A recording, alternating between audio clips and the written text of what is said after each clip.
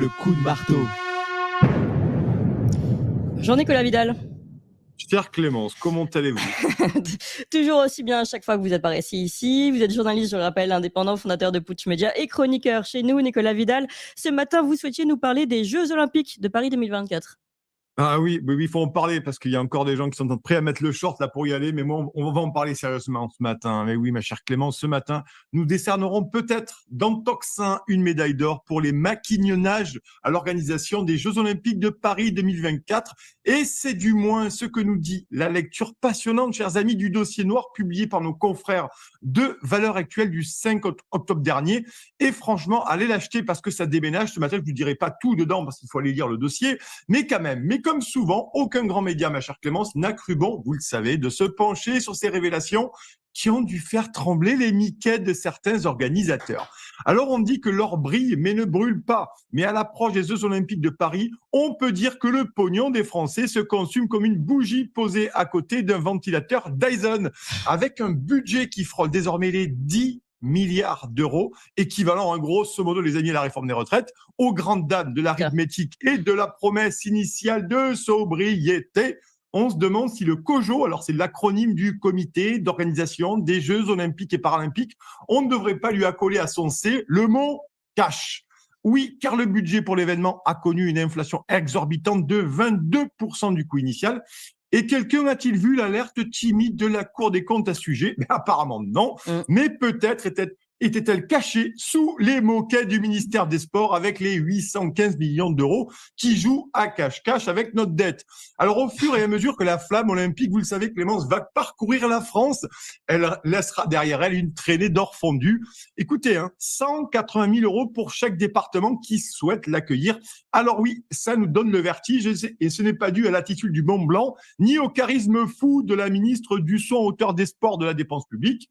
Déjà, l'Hérault, le Gard et quelques autres ont déjà jeté l'éponge, préférant ne pas cramer la caisse.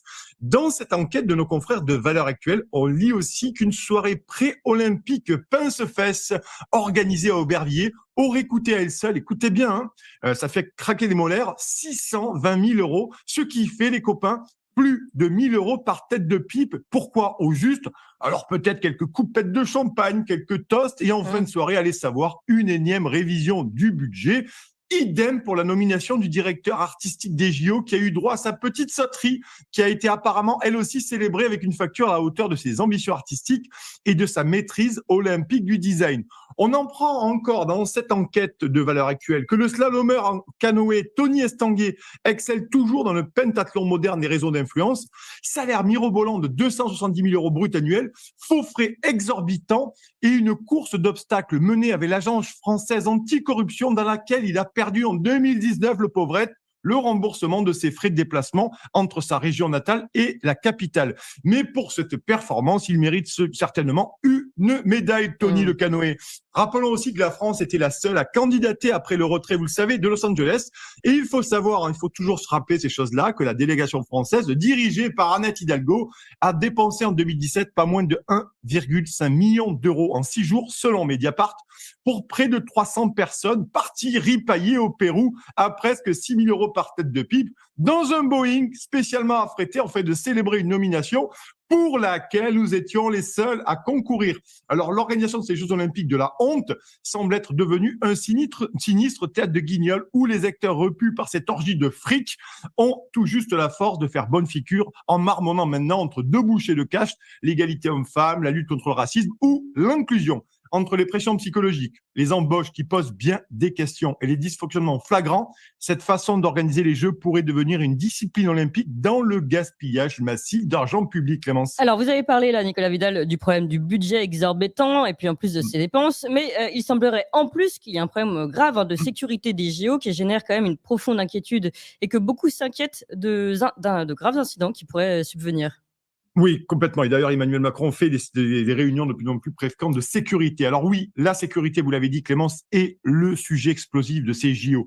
La France, en fait, elle a besoin de 35 000 membres de force de sécurité pour 600 000 spectateurs, le tout pour un spectacle sur la scène sans compter, vous le savez, les dizaines de milliers de policiers, de gendarmes et d'agents encore de sécurité qui devront assurer la bonne tenue de ces Jeux. Hein. Alors oui, quelle ironie, on dépense des montagnes d'or pour les Jeux, mais on rencontre pour organiser sa sécurité. Avec 35 000 membres de forces de l'ordre de sécurité prévus pour être déployés, ce ne sera pas du tout suffisant. Alors une course contre la montre est lancée pour tenter de recruter des milliers d'agents de sécurité qui n'existent pas.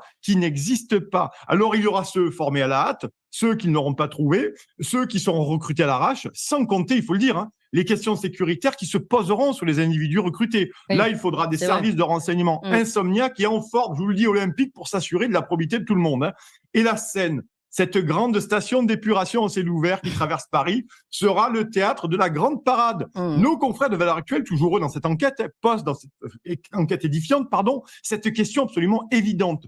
Comment garantir la sécurité des JO avec un secteur déjà déficitaire de 20 000 personnes alors qu'il manque 45 000 agents de sécurité. Alors moi, je propose de réquisitionner les militaires qui se sont tapés le défilé du 14 juillet sous la Cagne, légions étrangères comprises, en leur promettant bien sûr, pour les amadouer, de participer aux épreuves de lancer de hache. Mais pour finir, Clémence, pour ces JO de Paris 2024, je mets ce matin une petite pièce sur le fait que les records ne seront pas battus sur les pistes, mais dans les dépassements de budget d'argent public, les placements des copains, les pressions politiques et les tours de passe-passe administratifs. Alors espérons que la médaille d'or de la magouille ne sera pas le passeport pour un effroyable fiasco pour notre pays. Qui n'a pas besoin de cela? Parce qu'au vu de la situation économique du pays et des millions de Français qui sombrent tous les jours dans la pauvreté, ces Jeux olympiques, je le dis tout net, sont simplement une honte. Oui, eh bien, c'est bien noté, Nicolas Vidal, et je pense que la grande majorité des personnes qui nous écoutent sont d'accord avec vous.